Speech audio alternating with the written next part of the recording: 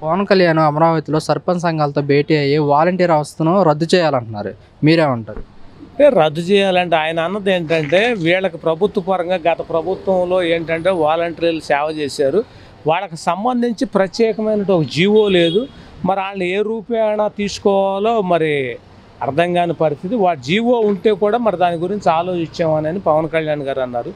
మా సలహా ఏంటనంటే మేము మధ్యతరగతి చెప్పేది, గతంలో ఎలాగైతే 2,50,000 మందిని వాలంటీర్లను తీసుకున్నారు అదే రూపాయలు కూడా ప్రజల వద్దకు పాలన కాబట్టి సేవాభావంతో వాళ్ళకి ఇచ్చేది 5,000 రూపాయలు.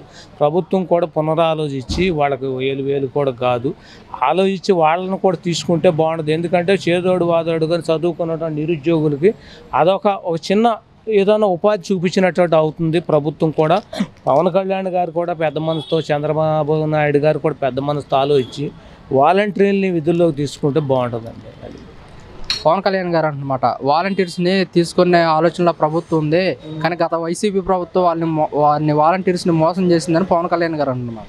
అంటే ఆయన మోసం అని అంటే మరి మోసము ఇంకోటో కాదు, కానీ వాళ్ళకు కూడా ఒక ప్రత్యేక కార్పొరేషన్ ఏర్పాటు చేస్తే బాగుండేది గత ప్రభుత్వం. మరి దానికి సంబంధించి తాడు బంగారం లేకోకుండా ఏదో విధుల్లోకి తీసుకుని ఏదో మరి జీవనోపాధి నిమిత్తం అనుకున్నారే కానీ వైసీపీ ప్రభుత్వం కూడా వాలంటీర్లు కొంత పొరపాటు చేసింది. వాళ్ళకు కూడా కార్పొరేషన్ పెట్టి వాళ్ళకు కూడా వీళ్ళకు కూడా వేతనాల్లో కానీ ప్రతి దాంట్లో కూడా ఒక సమభాగం చేస్తే బాగుండేది.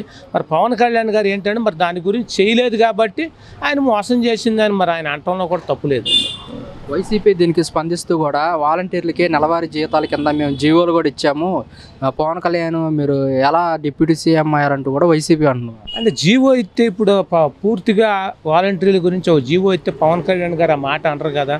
పూర్తిగా వీళ్ళు పర్మనెంట్ వర్కర్స్, ఈ ప్రభుత్వానికి సంబంధించినట్టు ఎంప్లాయీస్ అని లేదు కాబట్టి ఆయన ఆ మాట వాడాడు. కానీ మరి అది ఇచ్చింది లేనిది అన్నది పాపం పుణ్యం దేవుడికి తెలియాలి. ఎందుకంటే అధికారంలో ఉన్నదప్పుడు వైసీపీ, ఇప్పుడు ఉన్నది టీడీపీ కాబట్టి వీళ్ళు కూడా మాలాంటి వాళ్ళు కూడా చెప్పేది ఏంటంటే ఒక పెద్ద మనసుతో చంద్రబాబు నాయుడు గారు, పవన్ కళ్యాణ్ గారు కూడా వాలంటీర్లను విధుల్లోకి తీసుకుంటే ఇంకా బాగుంటుందని మేము హర్షిస్తాం కూడా.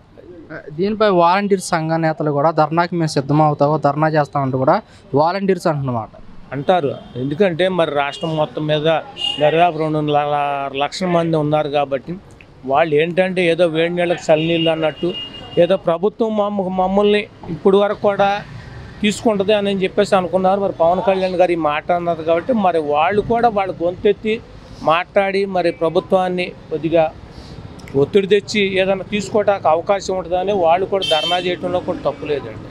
వాలంటీర్స్ ప్రభుత్వం వచ్చి కూటమి ప్రభుత్వం వచ్చి 5 నెలలు అయిపోతుంది, మా గురించి ఎంతటికి ఏం పట్టించుకోవట్లేదు, ఎన్నికల ప్రచారాలు కొనసాగిస్తామన్నారంటూ వాలంటీర్స్ అన్నమాట. అది నిజమే. ఎందుకంటే కొంతమంది ఎమ్మెల్యేలు కూడా అన్నారు మిమ్మల్ని తీసేయము, మీకు 10,000 ఇస్తామని. అది ప్రభుత్వం కూడా పునఃపరిశీలించి వాళ్ళని ఆదుకుంటే ఇంకా బాగుంటుందని మా సలహా. ఓకేనా?